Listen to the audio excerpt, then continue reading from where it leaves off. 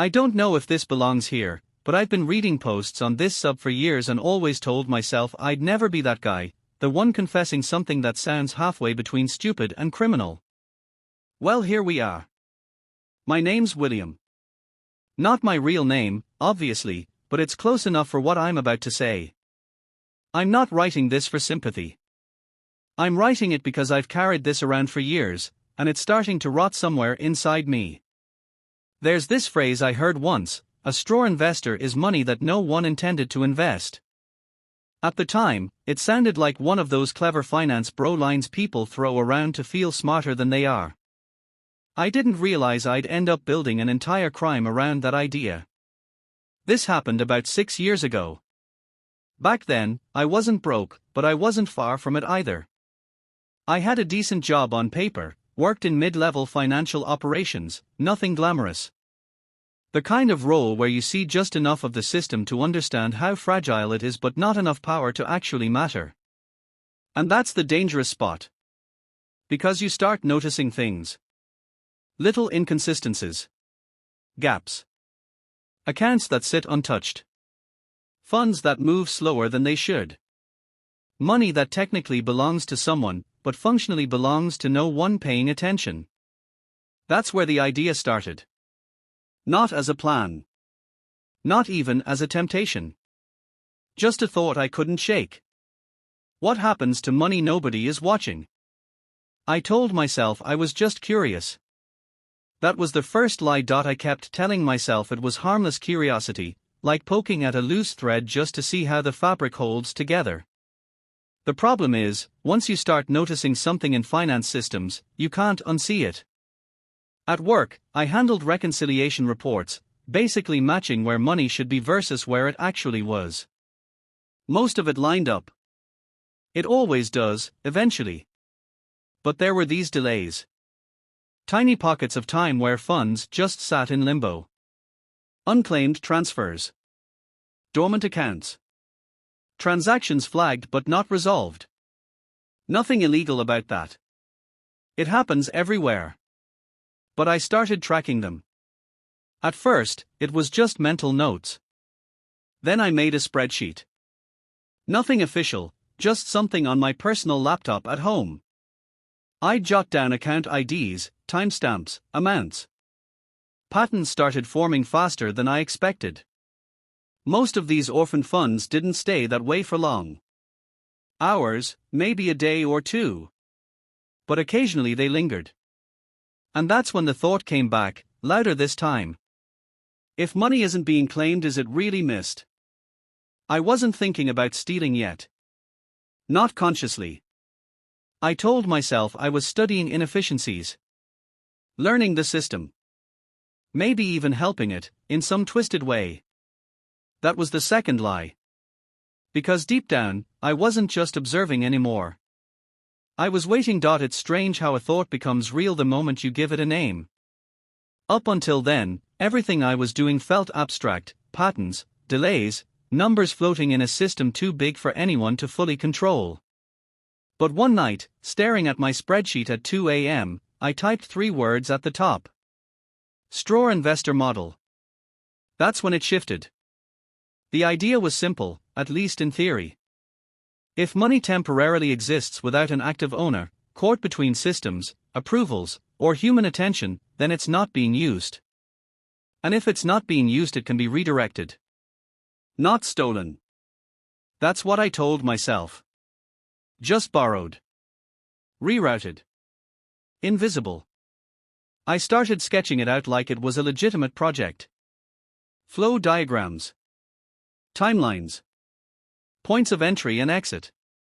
The goal wasn't to take large amounts that would trigger alarms instantly. It was about precision. Small movements, timed perfectly within those gaps I'd been tracking. Pennies compared to the system as a whole. But pennies add up. I remember sitting back and realizing something that should have stopped me cold. This wasn't curiosity anymore. This was a plan. I wish I could say there was a clear moment where I knew I'd crossed a line. There wasn't. It was more like watching that line slowly fade until I convinced myself it had never really been there to begin with. I started rationalizing everything. Companies lose track of money all the time. Banks write off discrepancies like rounding errors. People forget accounts exist. I wasn't taking from a person, I was skimming from the noise. That's what I told myself, over and over. The straw investor model became more detailed. I identified specific windows where transactions sat unclaimed longer than usual, end-of-quarter processing delays, weekends, system maintenance periods. Times when oversight was thinner, when fewer eyes were checking. Then I asked the question I'd been avoiding. Could I actually move it? Not hypothetically. Not on paper. For real. That's when the fear hit me for the first time. Not guilt, fear. My hands literally hovered over the keyboard that night, like my body knew something my mind was still trying to justify. I didn't do anything then. I just stared at the screen, heart racing, realizing something uncomfortable. I wasn't asking if anymore. I was asking how. No direct transfers to me. That was rule number 1. I needed distance, layers between the system and anything that could point back to my real identity. That's where the idea of a straw investor stopped being theoretical. Instead of moving money to myself, I'd move it through accounts that looked legitimate but weren't actively used. Old accounts. Shell profiles. Places where small fluctuations wouldn't raise flags. I spent weeks mapping this out. Not exaggerating, weeks. I'd come home from work, open my laptop, and refine the process like I was preparing a presentation. Entry point, temporary hold, exit route. Every step had to make sense within the system's logic. I even tested timing, watching how long certain transactions stayed unresolved before being flagged or corrected. The scary part. The system was predictable. Not perfect, not broken, but predictable enough. I told myself I was being careful. Responsible, even. Like somehow planning it this thoroughly made it less wrong. But deep down, I knew what I was really doing. I wasn't just preparing for a crime. I was making sure I'd get away with it. The first time I actually did it, it didn't feel real. I remember the exact moment, late Friday evening, office mostly empty, that quiet hum of machines and air conditioning that makes everything feel disconnected from the outside world. It was the perfect window. Fewer people, slower oversight, just like I'd planned. I wasn't going for anything big. That was never the point. It had to be small enough to disappear, but real enough to prove the model worked. I found one of those in-between transactions I'd been tracking, funds sitting unresolved longer than usual. Nothing suspicious on its own. Just delayed. My hands were steady, which surprised me. I executed the steps exactly how I'd rehearsed them. Redirect, hold, reroute. Each click felt louder than it should have, like the system itself was watching me. Then it was done. No alarms. No warnings. Nothing. Just silence. I stared at the screen for a long time, waiting for something to happen. An alert, a message, anything. But the system didn't react. And that's when the realization hit me, not panic, not even relief. It worked. And that was the most dangerous moment of all. I didn't celebrate. That's the part people always get wrong when they imagine this kind of thing. There was no rush of victory, no grin, no I did it. There was just quiet. I kept waiting for the consequence to show up. An email from compliance. A system alert. My manager calling me into a room with that tight, polite expression people use when something's wrong. But nothing came. I went home that night more anxious than I'd ever been. I barely slept. Every notification on my phone made my chest tighten. I even convinced myself, at one point, that they were waiting, letting me dig deeper before stepping in. Monday came. Normal. Too normal. That small amount I'd moved. It blended right back into the system through the path I designed. Clean. Invisible. And that's when something shifted in me in a way I didn't expect. The fear didn't disappear, but it changed shape. It turned into confidence. Not loud, reckless confidence. Something quieter. More dangerous. Because now I knew two things for certain. The system had gaps.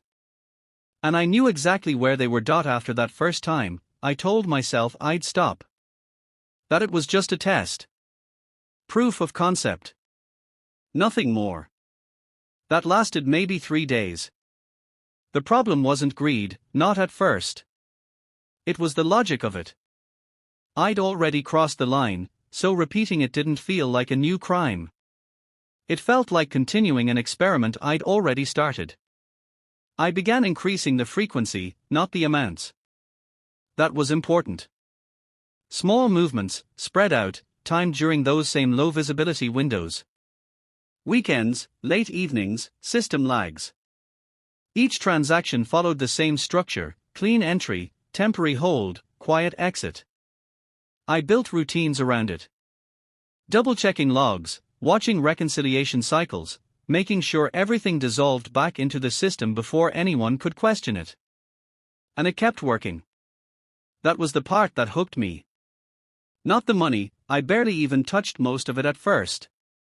I let it sit, fragmented across those straw accounts. What hooked me was the control.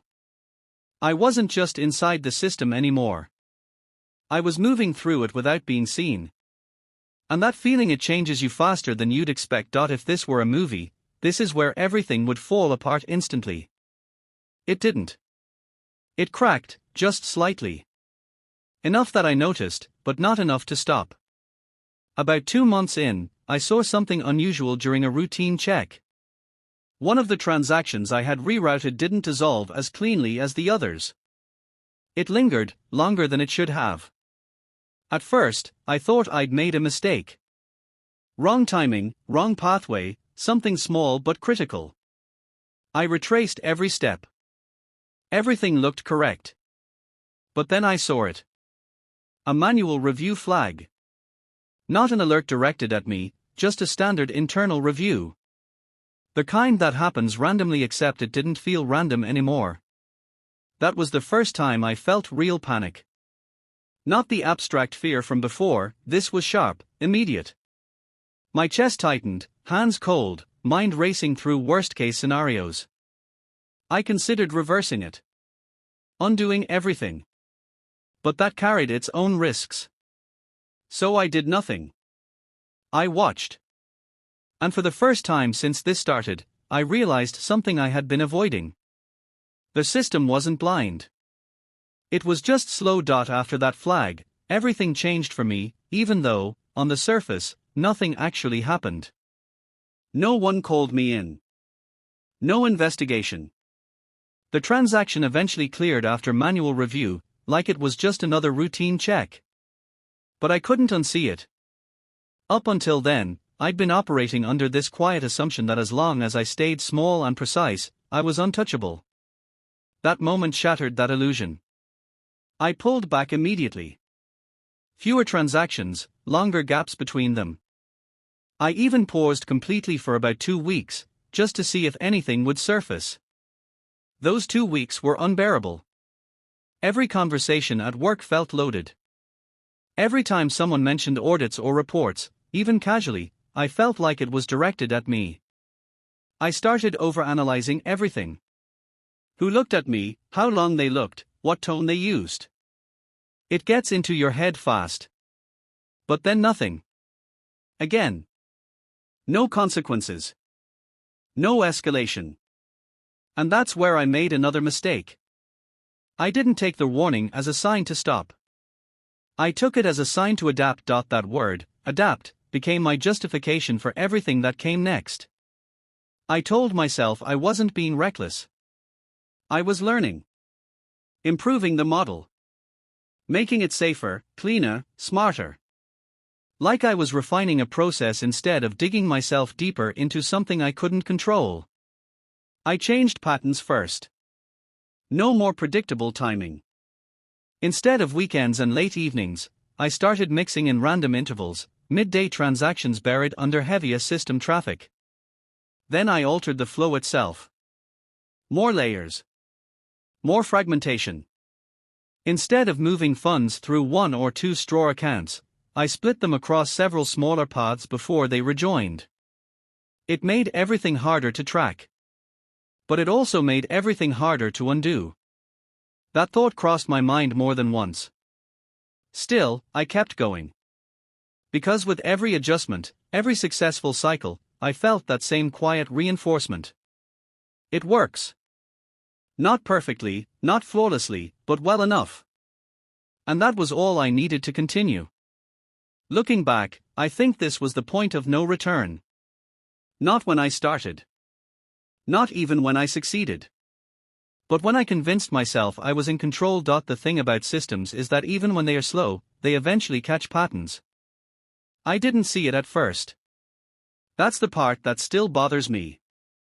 I thought I was the one adapting, staying ahead, refining everything. But someone else was looking too. It started small, questions during routine meetings.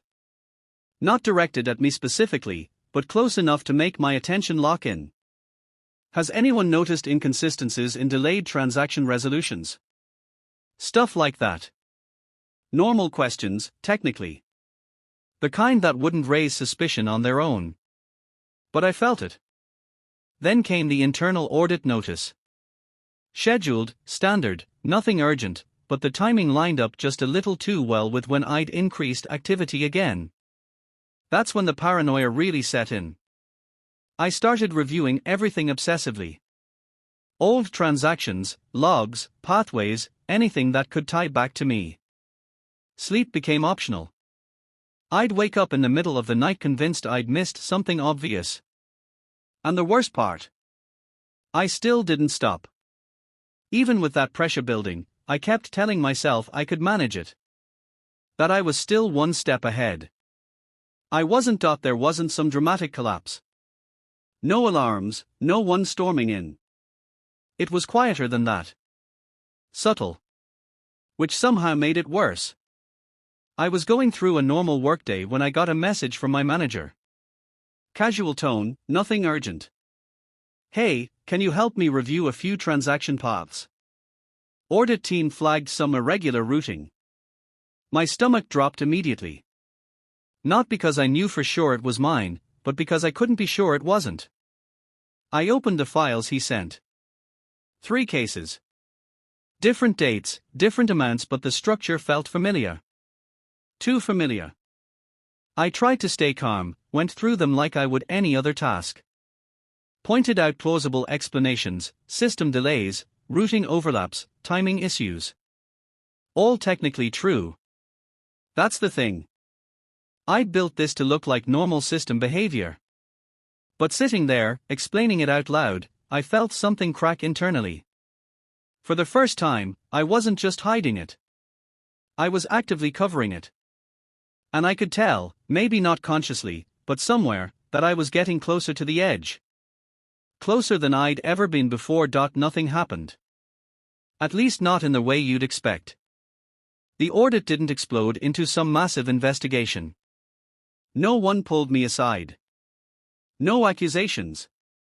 No security escort walking me out of the building. The flagged cases. They were logged, reviewed, and eventually categorized as system irregularities. Not critical. Not urgent. Just noise. On paper, I got away with it. And that should have been the end of it, right? But it wasn't. Because something shifted after that meeting with my manager. Sitting there, explaining those transactions, my transactions, like they were harmless anomalies, it did something to me. It stripped away the illusion. Up until then, I'd convinced myself I was smarter than the system. That I was navigating gaps no one else understood. But in that moment, I saw the truth. I wasn't invisible. I was just unnoticed. And those aren't the same thing. That realization stuck with me harder than any consequence could have. Because it meant everything I'd built, every careful step, every layer, wasn't protection. It was luck. And luck doesn't last. I stopped after that. Not dramatically. No big decision, no final one last time. I just didn't do it again. The next opportunity came, the same kind I used to wait for, and I let it pass. Then another. And another. Eventually, the pattern broke. The accounts I'd used blended back into the system. The fragments of money I'd moved either dissolved or sat untouched. I never tried to pull everything together. That part might sound strange, but by then the money itself didn't feel real anymore. What stayed real was everything else. The constant edge I lived on. The way normal conversations started to feel like interrogations. The realization that I had been one small coincidence away from losing everything. I still work in finance. Different role, different company. And yeah, I still see the gaps. They are everywhere. But now, when that old thought creeps in, what happens to money nobody is watching, I answer it differently. Someone always is. Eventually. If you're reading this and thinking about testing a system like I did, don't. You won't feel clever.